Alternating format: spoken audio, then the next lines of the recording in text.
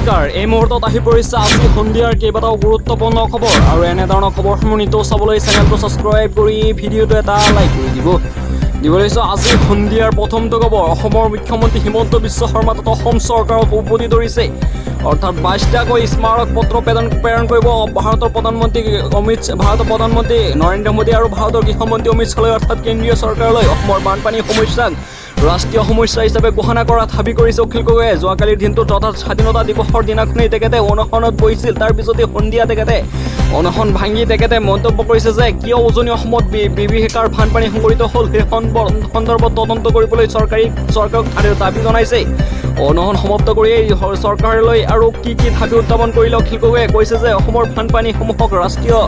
সমস্যা হিচাপে আখ্যা কৰিব লাগে অৰ্থাৎ ৰাষ্ট্ৰীয় সমস্যা হিচাপে ঘোষণা কৰিব লাগে ভাৰত চৰকাৰ তথা কেন্দ্ৰীয় চৰকাৰে আৰু অসমৰ উজনি অসমত কেনেকৈ বানপানী হৈছে আৰু সেইবোৰ তদন্ত কৰিব লাগে সঠিকভাৱে আৰু কৈছে যে তেখেতে অখিল গগৈয়ে মন্তব্য কৰিছে যে শিৱসাগৰত বানপানী হৈছে কয়লা খননৰ বাবে সেইবোৰ কয়লা খনন কেনেকৈ হৈছে কিয় হৈছে আৰু কয়লা খনন শীঘ্ৰেই বন্ধ কৰিব লাগে বুলি মন্তব্য কৰিছে অখিল গগৈয়ে অন্য এটা খবৰ দিব লৈছোঁ অহা 5 বছৰত বিকশিত হ'ব অসমৰ মুখ্যমন্ত্ৰী ডক্টৰ হিমন্ত বিশ্ব শৰ্মাই যোৱাকালি স্বাধীনতা দিৱসৰ দিনটোতে খানাপাৰাত উপস্থিত হৈ তেখেতে মন্তব্য কৰিছে যে অহা 5 বছৰত বিকশিত হ'ব অসমখন 2047 চনৰ লক্ষ্যৰে বিনিয়োগ কৰা হ'ব 50 কোটি টকা অহা 5 বছৰত 1 লাখ কোটি টকা কেন্দ্ৰীয় চৰকাৰৰ পৰা আনিবলৈ চেষ্টা কৰিব ৰাজ্য চৰকাৰ তথা অসম চৰকাৰে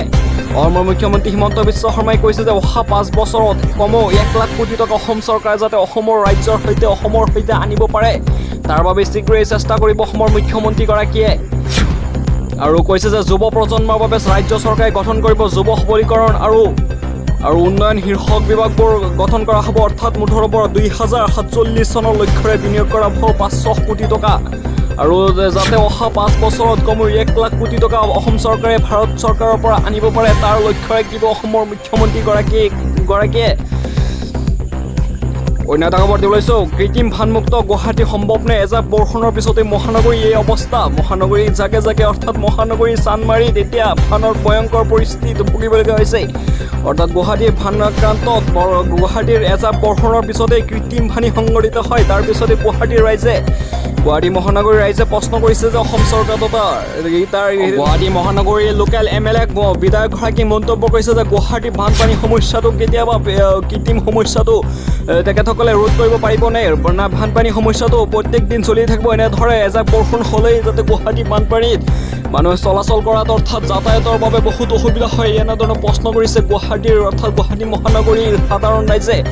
আৰু কৈছে যে চৰকাৰলৈ অনুৰোধ জনাইছে যে শীঘ্ৰেই এই সমস্যাবোৰ সমাধান কৰা গুৱাহাটীৰ মহানগৰীৰ পৰা যাতে পানীবোৰ যাতে নালা বন্ধ নহৈ যায় তাৰ প্ৰতি লক্ষ্য ৰাখিবলৈ কৈছে অসমৰ মুখ্যমন্ত্ৰী অসম চৰকাৰক আহ্বান জনাইছে গুৱাহাটীৰ সাধাৰণ ৰাইজে আৰু কৈছে যে এজাক বৰষুণৰ পাছতেই ৰাজ্যত বানপানীৰ ফলতে গাড়ী মটৰ আৰু বিভিন্ন নালাবোৰ বন্ধ হৈ যোৱাৰ পিছতো নালাবোৰ ক'ত আছে ক'ত নাছে এইবোৰ নাপায় তাৰ পিছতে বহুতো মৃত্যু মুখত পৰিব লগা হয় বুলি মন্তব্য কৰিছে গুৱাহাটী সাধাৰণ ৰাইজে আৰু এই সমস্যাসমূহ শীঘ্ৰেই সমাপ্ত কৰিব লাগে বুলি মন্তব্য কৰিছে অন্য এটা খবৰ দিব লৈছোঁ নিষিদ্ধ হ'ল এনাৰ্জি ষ্টিং এতিয়াৰ পৰা যুৱ প্ৰজন্মসকলৰ মাজত এটা বিশেষ ড্ৰিংকে সদায় ষ্টিং নামৰ ড্ৰিংকটো সদায় যুৱ প্ৰজন্মৰ মাজত জনপ্ৰিয় হয় কিন্তু এতিয়াৰ পৰা নিষিদ্ধ কৰা হৈছে এনাৰ্জি ড্ৰিংকবিধ নিষিদ্ধ কৰি খাদ্য সুৰক্ষা বিভাগে জাৰি কৰিলে নিৰ্দেশনা এতিয়াৰ পৰা মেঘালয়ত নিষিদ্ধ কৰা হৈছে এনাৰ্জি ড্ৰিংকসমূহ মেঘালয় চৰকাৰে ঘোষণা কৰিছে যে এতিয়াৰ পৰা ষ্টিং খাব নোৱাৰিব ষ্টিংবোৰ সেৱন কৰিব নোৱাৰিব অৰ্থাৎ মেঘালয়ৰ এতিয়া ষ্টিং বিক্ৰী আৰু সৰবৰাহ বন্ধ কৰিছে নিয়ম ভংগ কৰিলেই যাব লাগিব জেলত কঠোৰ সিদ্ধান্ত গ্ৰহণ কৰিছে মেঘালয় চৰকাৰে অৰ্থাৎ যুৱ প্ৰজন্মক লৈ যাতে ষ্টিংটো বেয়া ধৰণৰ প্ৰভাৱ পেলায় বুলি মন্তব্য কৰিছে ষ্টিংসমূহ বেলেগ বেয়া জাতীয় অৰ্থাৎ নিচা জাতীয় দ্ৰব্য থাকে বুলি মন্তব্য কৰিছে মেঘালয় চৰকাৰে তাৰপিছতে মেঘালয় চৰকাৰে যাতে যুৱ প্ৰজন্মৰ প্ৰতি লক্ষ্য ৰাখি অৰ্থাৎ ভৱিষ্যত প্ৰজন্মৰ প্ৰতি লক্ষ্য ৰাখি ষ্টিংসমূহ শীঘ্ৰেই বন্ধ কৰি দিছে মেঘালয়ৰ পৰা অন্য এটা খবৰ দিব লৈছে মুখ্যমন্ত্ৰীক হত্যাৰ ঘটনাত 3জনক আটক কৰা হৈছে বৰ্তমানলৈ 1 কোটি টকা চুপাৰী বিচাৰিলে মুখ্যমন্ত্ৰীক শেষ কৰি দিয়াৰ অভিযোগ কৰিছে 1 কোটি টকাৰ বিনিময়ত এজন লোকে যোৱাকালি অৰ্থাৎ স্বাধীনতা দিৱসৰ দিনাই মুখ্যমন্ত্ৰীগৰাকীয়ে খানাপাৰাত লাইভ যোগে ভিডিঅ' দিয়াৰ সময়তে ফেচবুকত কমেণ্টৰ জৰিয়তে এগৰাকী ব্যক্তিয়ে মন্তব্য কৰিছিল যে 1 কোটি টকা যদি কোনোবা দিয়ে তেন্তে এই 1 কোটি টকাৰ বিনিময়ত অসমৰ মুখ্যমন্ত্ৰী ডক্টৰ হিমন্ত বিশ্ব শৰ্মাক হত্যা কৰিব বুলি মন্তব্য কৰিছিল। তাৰ পিছতে তিনিজনক আটক কৰা হৈছে। এতিয়া অসম পুলিচে বৰ্তমান তিনিজনক আটক কৰা হৈছে। মুখ্যমন্ত্ৰী হিমন্ত বিশ্ব শৰ্মাক হত্যা ভাবুকি দিয়া আটক কৰা হৈছে আব্দুল খালেক আবু তালেব ৰছিদুল ইছলাম নামৰ যুৱকজনক। মুখ্যমন্ত্ৰী হিমন্ত বিশ্ব শৰ্মাক হত্যাৰ ভাবুকি দিছিল ফেচবুকৰ কমেণ্টৰ জৰিয়তে মুকলিকৈ ভাবুকি দিছিল। তাৰপিছতেই আটক কৰিছে আব্দুল খালেক আবু তালেব আৰু ৰছিদুল ইছলাম নামৰ যুৱকজনে। আব্দুল মুতালেব নামৰ ব্যক্তিৰ ফেচবুক একাউণ্টৰ পৰা আহিছিল মুখ্যমন্ত্ৰীলৈ হত্যাৰ ভাবুকি। তাৰপিছতেই অসম চৰকাৰে অসম পুলিচে শীঘ্ৰেই বুঢ়াগাঁও আৰক্ষীয়ে আব্দুল মুতালেক নামৰ যুৱকজনক শীঘ্ৰেই গ্ৰেপ্তাৰ কৰিছে। গ্ৰেপ্তাৰ কৰি জেৰা চলাইছে ক'ৰ পৰা কেনেকৈ আৰু কিয় এনেদৰে কৈছে আৰু কিমানবোৰ ঘেং আছে ইয়াৰ লগত সেইবোৰ সকলো উদ্ধাৰ কৰিব বুলি মন্তব্য কৰিছে অসম পুলিচ, অসমৰ DGPয়ে। অন্য এটা খবৰ দিব লৈছোঁ, ঝাৰখণ্ডৰ ছাত্ৰ বিদ্ৰোহৰ নতুন গতি। মুখ্যমন্ত্ৰী হেমন্ত সোৰেনৰ পদত্যাগ বিচাৰিলে ছাত্ৰ সমাজে। জেন আলফাই আৰু জেন জিয়ে বৰ্তমান ঝাৰখণ্ডৰ ছাত্ৰ বিদ্ৰোহৰ নতুন গতি সলনি কৰিছে। এতিয়া ঝাৰখণ্ডৰ যিজন চৰকাৰ আছে, ঝাৰখণ্ডৰ মুখ্যমন্ত্ৰীগৰাকীক পদত্যাগ কৰাৰ পত্ৰ প্ৰেৰণ কৰিছে ছাত্ৰসকলে যাতে শীঘ্ৰেই হেমন্ত সোৰেনে পদত্যাগ কৰিব লাগে, অৰ্থাৎ ঝাৰখণ্ডৰ মুখ্যমন্ত্ৰী হেমন্ত সোৰেনে শীঘ্ৰেই পদত্যাগ কৰিব লাগে। হেমন্ত সোৰেনৰ চৰকাৰৰ পৰা কংগ্ৰেছক সমৰ্থন প্ৰত্যাহাৰ আহ্বান জনাইছে, কিয়নো ঝাৰখণ্ডত বৰ্তমান কংগ্ৰেছৰ সৈতে মিত্ৰজোঁট কৰি চৰকাৰ আছে এই হেমন্ত সোৰেন নামৰ মুখ্যমন্ত্ৰীগৰাকীয়ে। আৰু হেমন্ত সোৰেনৰ চৰকাৰৰ পৰা কংগ্ৰেছক সমৰ্থন প্ৰত্যাহাৰ আহ্বান জনাইছে বুলি মন্তব্য কৰিছে। ঝাৰখণ্ডৰ ভয়ংকৰ পৰিস্থিতি ভুগিবলগীয়া হৈছে। ঝাৰখণ্ডৰ এতিয়াৰে যদি কুৱেশ্যন পেপাৰবোৰ আৰু দিনে দিনে কুৱেশ্যন পেপাৰ অৰ্থাৎ পৰীক্ষাৰ প্ৰশ্নকাকত লিক হৈ আছে। তাৰপিছতেই ঝাৰখণ্ডৰ জেন জি আৰু জেন আলফাই লক্ষ্য কৰিছে মুখ্যমন্ত্ৰীয়ে শীঘ্ৰেই পদত্যাগ কৰিব লাগে। অন্য এটা খবৰ দিছোঁ, প্ৰশ্নকাকত লিক, প্ৰতিটো নিযুক্তিত কেলেংকাৰী, কেউপিনে কলা আৰু কলা। এতিয়া ঠিক হৈ যাওক, নহ'লে যুৱ প্ৰজন্মৰ নেতৃত্বত দেশ কঁপোৱা নতুন আন্দোলন আৰম্ভ হৈ যাব বুলি মন্তব্য কৰিছে BCIৰ অধ্যক্ষ অৱস্থা দেখি সুৰ সলালে ভাবা ৰামদেৱে কৈছে যে প্ৰশ্নকাকত লিক, প্ৰতিটো নিযুক্তিত কেলেংকাৰী আৰু কেউপিনে কলা আৰু কলা। এতিয়া ঠিক হৈ যাওক, নহ'লে শিশু প্ৰজন্ম আৰু যুৱ প্ৰজন্মই দেশত দেশ কঁপোৱা নতুন আন্দোলন আৰম্ভ হৈ যাব বুলি মন্তব্য কৰিছে BCIৰ অধ্যক্ষ অৱস্থা দেখি সুৰ চালালে ভাবা ৰামদেৱে মন্তব্য কৰিছে যে আৰু কৈছে পতঞ্জলি যোগপীঠত স্বাধীনতা দিৱস উদযাপন কৰি নৰেন্দ্ৰ মোদী চৰকাৰৰ কঠোৰ সকিয়নি দিছে যোগগুৰুগৰাকীয়ে। বাবা ৰামদেৱে আৰু প্ৰশ্ন কৰিছে যে প্ৰতিটো প্ৰশ্নকাকত লিকৰ, প্ৰতিটো নিযুক্তি কেলেংকাৰী শীঘ্ৰেই গ্ৰেপ্তাৰ কৰিব লাগে, নহ'লে শিশু প্ৰজন্ম আৰু যুৱ প্ৰজন্মসকলে দেশত নতুনকৈ আৰু আন্দোলন গঢ়ি তুলিব বুলি মন্তব্য কৰিছে। অন্য এটা খবৰ দিব লৈছোঁ, ৰাজ্যৰ শিক্ষিত উদ্যমী আৰু প্ৰগতিশীল ক্ৰমে 1000 কৃষকক প্ৰদান কৰিব অসমৰ মুখ্যমন্ত্ৰীগৰাকীয়ে কৃষি উৎকৰ্ষ বঁটা। কৃষকসকলৰ বাবে আহি পৰিছে ভাল খবৰ। আৰু কৃষকসকল অৰ্থাৎ ৰাজ্যৰ শিক্ষিত যুৱক যুৱতী আৰু উদ্যমী আৰু প্ৰগতিশীল যিসকলে কিবা ব্যৱসায় কৰি আছে সেইসকলক লক্ষ্য কৰি 1000 কৃষকক প্ৰদান কৰিব মুখ্যমন্ত্ৰীৰ কৃষি উৎকৰ্ষ বঁটা। অহা 5 বছৰত 10,000 কৃষি উদ্যোগীক নগদ 1 লাখ কোটি টকাৰে সন্মান কৰিব অসমৰ মুখ্যমন্ত্ৰীগৰাকীয়ে। শেহতীয়াকৈ অসমৰ মুখ্যমন্ত্ৰী ডক্টৰ হিমন্ত বিশ্ব শৰ্মাই মন্তব্য কৰিছে যে ৰাজ্যৰ শিক্ষিত আৰু উদ্যমী অৰ্থাৎ মহিলাসকল যিসকলে আত্মসহায়ক গোটত আছে আৰু প্ৰগতিশীল যিসকলে ব্যৱসায় কৰে তেখেতসকলক কমেও 1 লাখ প্ৰদান কৰিব বুলি মন্তব্য কৰিছে। অহা 5 বছৰত 10,000 কৃষকক কমেও 1 লাখকৈ নগদ ধন প্ৰদান কৰিব বুলি মন্তব্য কৰিছে অসমৰ মুখ্যমন্ত্ৰীগৰাকীয়ে। অন্য এটা খবৰ দিব লৈছোঁ, 3 কোটি মহিলাক আমি লাখপতি ভাইটো বনোৱাৰ কথা আছিল। 3 কোটিৰ সীমা অতিক্ৰম হ'ল। এইবাৰ 6 কোটি মহিলাক আমি লাখপতি ভাইটো বনাম বুলি মন্তব্য কৰিছে ভাৰতৰ প্ৰধানমন্ত্ৰীগৰাকীয়ে। লালকিল্লাত উপস্থিত হৈ ভাৰতৰ প্ৰধানমন্ত্ৰীগৰাকীয়ে মন্তব্য কৰিছে যে স্বাধীনতা দিৱসৰ দিনটোতে অৰ্থাৎ যোৱাকালিৰ দিনটোতে ঘোষণা কৰিছে যে 3 কোটি মহিলাক আমি লাখপতি ভাইটো বনোৱাৰ সিদ্ধান্ত আছিল, কিন্তু আমি এতিয়া 6 কোটি লাখপতি ভাইটোক আমি লাখপতি বনাম বুলি মন্তব্য কৰিছে ভাৰতৰ প্ৰধানমন্ত্ৰীগৰাকীয়ে। অন্য এটা খবৰ দিব লৈছোঁ, দেশত নতুন শৈক্ষিক জাগৰণ আৰম্ভ হৈছে। আম্বানী আদানী বাস কৰা মহাৰাষ্ট্ৰ চৰকাৰী বিদ্যালয়ৰ ভঙা খিৰিকী ঢাকন দিছে ৰাজ্য চৰকাৰৰ উপ মুখ্যমন্ত্ৰীৰ ফটো থকা এখন বেনাৰৰ দ্বাৰা। অৰ্থাৎ ৰাজ্য চৰকাৰে তাৰ মুখ্যমন্ত্ৰী মহাৰাষ্ট্ৰ চৰকাৰী বিদ্যালয়ৰ ভঙা খিৰিকী ঢাকোন দিছে ৰাজ্য চৰকাৰৰ উপমুখ্যমন্ত্ৰী থকা ফটোৰে। অৰ্থাৎ জেন আলফা অৰ্থাৎ এতিয়া চৰকাৰী বিদ্যালয়সমূহত কঠোৰ হৈ পৰিছে CJP তথা কক্ৰোচ জনতা পাৰ্টীৰ প্ৰতিষ্ঠাপকগৰাকীয়ে। কক্ৰোচ জনতা পাৰ্টীৰ প্ৰতিষ্ঠাপক অভিজিৎ দেৱকে হেৰি মন্তব্য কৰিছে যে এতিয়া দেশত শৈক্ষিক জাগৰণ আৰম্ভ হৈছে। আম্বানী আদানী বাস কৰা মহাৰাষ্ট্ৰৰ চৰকাৰী বিদ্যালয়ৰ ভঙা খিৰিকীয়ে ঢাকোন দিছে ৰাজ্যৰ উপ মুখ্যমন্ত্ৰীৰ ফটো থকা এখন বেনাৰৰ দ্বাৰা ডাবল ইঞ্জিন চৰকাৰক স্বৰূপ উন্মোচন কৰিছে CJP তথা কক্ৰোচ জনতা পাৰ্টীৰ প্ৰতিষ্ঠাপকগৰাকীয়ে। অন্য এটা খবৰ দিছোঁ পশ্চিমবংগৰ বিধানসভাৰ প্ৰাক্তন উপাধ্যক্ষ আশিষ বেনাৰ্জীৰ ৰহস্যজনক মৃত্যু উদ্ধাৰ হৈছে। পশ্চিমবংগৰ বিধানসভাৰ প্ৰাক্তন উপাধ্যক্ষ আছিল, তাৰপিছত তেখেতে তৃণমূল কংগ্ৰেছৰ প্ৰাক্তন বিধায়ক আছিল, প্ৰাক্তন উপাধ্যক্ষ আছিল। প্ৰাক্তন উপাধ্যক্ষ আশিষ বেনাৰ্জীৰ ৰহস্যজনক মৃত্যু উত্থাপিত কৰিছে মমতা বেনাৰ্জীয়ে পশ্চিমবংগৰ প্ৰাক্তন মুখ্যমন্ত্ৰীগৰাকীয়ে আৰু কৈছে যে ঘৰৰ চৌহদতে থকা দলীয় কাৰ্যালয়ত উদ্ধাৰ বেনাৰ্জীৰ মৃতদেহ। ৰামপুৰহাট বিধানসভা সমষ্টিৰ পৰা TMCৰ 5বাৰ বিধায়ক আছিল বেনাৰ্জী। অৰ্থাৎ আশিষ বেনাৰ্জী পশ্চিমবংগৰ বিধানসভাৰ প্ৰাক্তন উপাধ্যক্ষ আশিষ বেনাৰ্জীৰ ৰহস্যজনক মৃত্যু এতিয়া উদ্ধাৰ হৈছে। গড়ৰ চৌহদত থকা দলীয় কাৰ্যালয়ত উদ্ধাৰ হৈছে মৃতদেহটো। অন্য এটা খবৰ দিছোঁ কংগ্ৰেছৰ যুৱৰাজ ৰাহুল গান্ধীৰ পক্ষত বৃহৎ ৰায় কৰিছে সৰ্বোচ্চ ন্যায়ালয়ে। শেহতীয়াকৈ ৰাহুল গান্ধীক লৈ অৰ্থাৎ ৰাহুল গান্ধীক লৈ গোচৰ সানি কৰিছিল। তাৰপিছতে ৰাহুল গান্ধীৰ গোচৰসমূহ কংগ্ৰেছ যুৱৰাজ ৰাহুল গান্ধীৰ অৰ্থাৎ বিৰোধী দলপতি ৰাহুল গান্ধীৰ পক্ষত বৃহৎ ৰায় কৰিছে উচ্চতম ন্যায়ালয়ে। ৰাহুল গান্ধীৰ সৰ্বোচ্চ ন্যায়ালয়ে খাৰিজ কৰি ৰাহুল গান্ধীৰ বিৰুদ্ধে থকা সকলো গোচৰবোৰ ৰাহুল গান্ধীৰ বিৰুদ্ধে যিবোৰ গোচৰ আছে সকলো গোচৰবোৰ উচ্চতম ন্যায়ালয়ে খাৰিজ কৰিছে। বৰ্তমানলৈকে জানিব পৰা গৈছে ৰাহুল গান্ধীৰ বিৰুদ্ধে এতিয়া যিসকলে বেয়াকৈ অৰ্থাৎ কেছ কৰিছিল গোচৰ ৰুজু কৰিছিল তেখেতসকলৰ গোচৰবোৰ খাৰিজ কৰিছে এতিয়া সৰ্বোচ্চ ন্যায়ালয়ৰ পৰা ৰায়দান কৰিছে আৰু ৰাহুল গান্ধীৰ পক্ষত থিয় দিছে উচ্চতম ন্যায়ালয়ে। উচ্চতম ন্যায়ালয়ে ৰাহুল গান্ধীৰ গোচৰসমূহ খাৰিজ কৰি মন্তব্য কৰিছে যে ৰাহুল গান্ধী দেশৰ যুৱ প্ৰজন্মৰ সৈতে মাত মাতে। ৰাহুল গান্ধী দেশৰ যুৱ প্ৰজন্মৰ সৈতে আছে আৰু দেশৰ ভৱিষ্যত প্ৰজন্মৰ সৈতে কাম কৰি যাব বুলি মন্তব্য কৰিছে উচ্চতম ন্যায়ালয়ৰ পৰা শেহতীয়াকৈ ঘোষণা কৰিছে আৰু ৰাহুল গান্ধীৰ বিৰুদ্ধে যিবোৰ অভিযোগ আছিল সেইবোৰ সকলো অভিযোগবোৰ খাৰিজ কৰিছে। অন্য এটা খবৰ দিছোঁ কোন হয় বদৰুদ্দিন আজমল এনেদৰে মন্তব্য কৰিছে বিধায়ক বিমল বৰাই। মন্ত্ৰী বিমল বৰাই মন্তব্য কৰিছে যে 500 টকা জাতিৰ শত্ৰু জাতীয় সত্তাক বিক্ৰী নকৰিব বুলি মন্তব্য কৰিছে। আহ্বান জনাইছে অসমীয়া সমাজত 500 টকা বিক্ৰী নহ'বলৈ শিৱসাগৰ বাহিনীক আহ্বান জনাইছে বিমল বৰাই।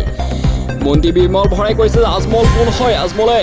আজমলে তেখেতসকলে নিজৰ স্বাৰ্থত ৰাজনীতিৰ স্বাৰ্থতহে শিৱসাগৰত আহিছে বুলি মন্তব্য কৰিছে। শিৱসাগৰত নিজৰ স্বাৰ্থ পূৰণ কৰিবলৈ অৰ্থাৎ তেখেতে যিমানেই ধনী ব্যক্তি নহওক কিয় অসমীয়া মহিলা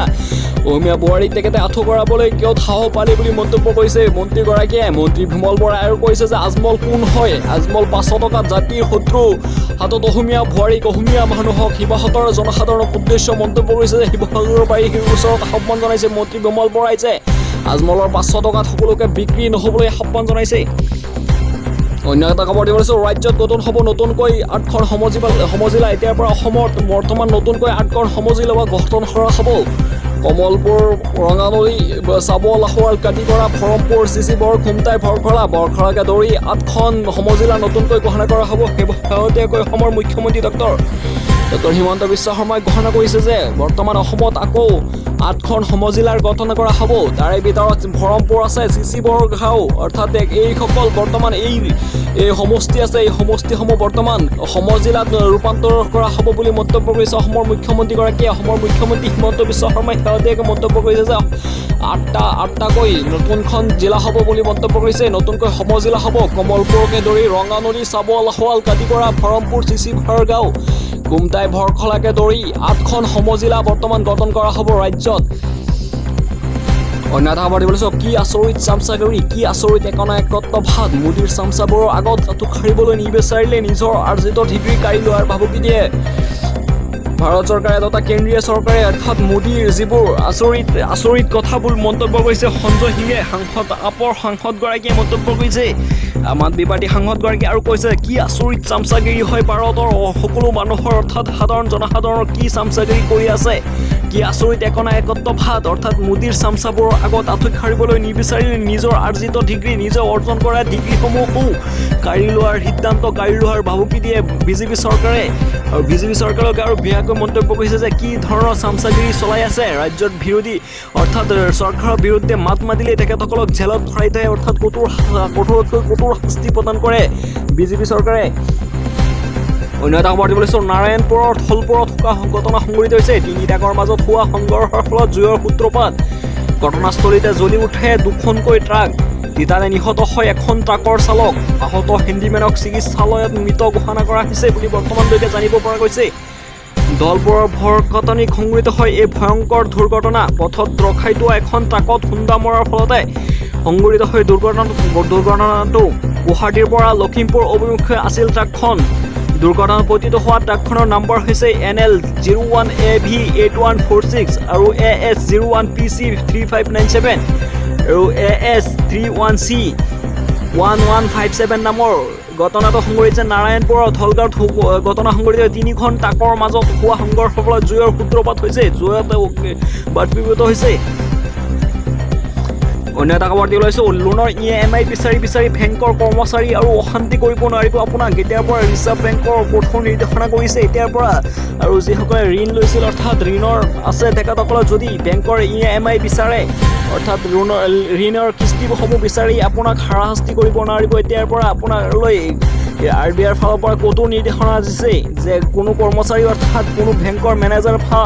যিকোনো ব্যক্তিয়ে যদি আপোনাৰ ওচৰত হাৰাশাস্তি কৰে তেন্তে আপুনি দিব পাৰিব অভিযোগ যাতে আপোনাৰ ওপৰত হাৰাশাস্তি প্ৰদান কৰিব নোৱাৰে শেহতীয়াকৈ ৰিজাৰ্ভ বেংকৰ কঠোৰ নিৰ্দেশনাত আৰু বহুতো নিয়ম আনিছে অন্য এটা খবৰ দিছোঁ স্বাধীনতা দিৱসৰ দিনাই অসমৰ মুখ্যমন্ত্ৰী ডক্টৰ হিমন্ত বিশ্ব শৰ্মাই ঘোষণা কৰিছে যে 2 লাখ নিযুক্তিৰ বাবে সাজু হৈছে অসম চৰকাৰ অৰ্থাৎ অসম গভৰ্ণমেণ্টসমূহ সাজু হৈছে 2 লাখ চাকৰি নিযুক্তি পত্ৰ প্ৰেৰণ কৰা হ'ব বুলি মন্তব্য কৰিছে অসমৰ মুখ্যমন্ত্ৰীগৰাকীয়ে LP UP GT PGT health স্বাস্থ্য বিভাগ অৰ্থাৎ ADRE 3.0 সকলো প্ৰস্তুতি সাজু কৰিছে অসম চৰকাৰে শেহতীয়াকৈ অসম চৰকাৰে গুৰুত্বপূৰ্ণ সিদ্ধান্ত লৈছে অসমৰ মুখ্যমন্ত্ৰীগৰাকীয়ে শেহতীয়াকৈ অৰ্থাৎ যোৱাকালিৰ দিনটো স্বাধীনতা দিৱসৰ দিনাখনেই মন্তব্য কৰিছে যে 2 লাখ নিযুক্তিৰ বাবে তেখেতসকলে সাজু কৰা হৈছে পত্ৰসমূহ কেতিয়া নিৰ্ধাৰিত কৰিব কেতিয়া ভেকেঞ্চিসমূহ দিব অৰ্থাৎ পত্ৰসমূহ প্ৰদান কৰিব অৰ্থাৎ 2 লাখ চাকৰি অৰ্থাৎ 2 লাখ চাকৰিৰ ভিতৰত LP অৰ্থাৎ UP টিচাৰসমূহ থাকিব অৰ্থাৎ GT PGT থাকিব হেল্থ অৰ্থাৎ স্বাস্থ্য বিভাগত থাকিব ADRE 3rd গ্ৰেড অৰ্থাৎ 4th গ্ৰেডসমূহ থাকিব সকলো প্ৰস্তুতি সাজু কৰিছে অসমৰ মুখ্যমন্ত্ৰী ডক্টৰ হিমন্ত বিশ্ব শৰ্মাই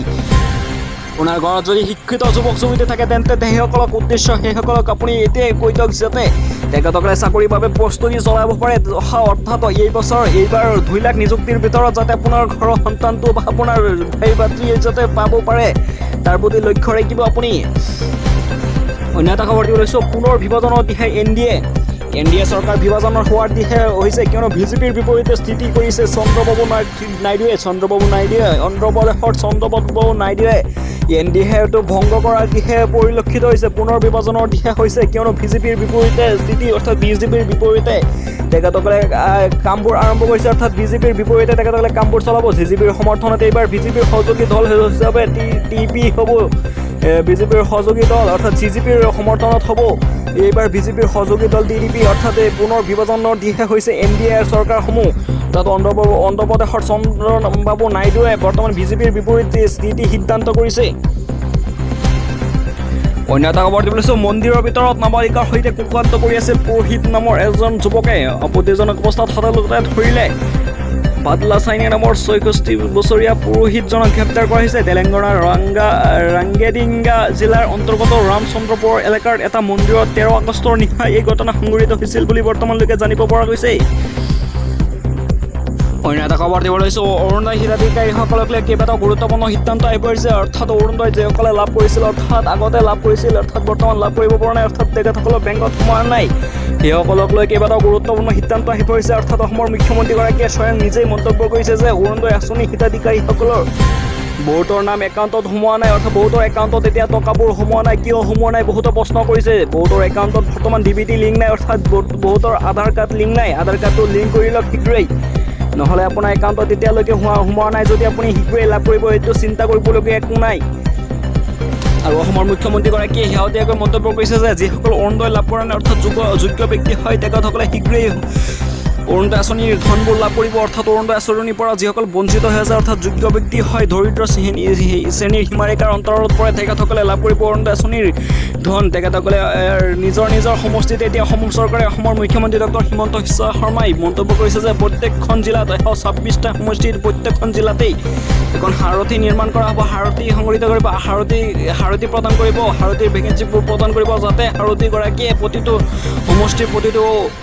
মানুহৰ প্ৰতিটো অভিযোগবোৰ দাখিল কৰিব পাৰিব সাৰথিৰ ওচৰত, যাতে আপুনি ঘৰত যদি অৰুণোদয় হিতাধিকাৰীৰ পৰা যোগ্য ব্যক্তি যদি আছে তেন্তে সেই সাৰথিৰ ওচৰত গৈ ক'ব পাৰিব, অৰ্থাৎ সাৰথিৰ ওচৰত গৈ আপুনি অৰুণোদয় আঁচনিৰ বাবে এপ্লাই কৰিব পাৰিব শীঘ্ৰেই। তাৰপিছতে আপুনি শীঘ্ৰেই লাভ কৰিব অৰুণোদয় আঁচনিৰ ধন।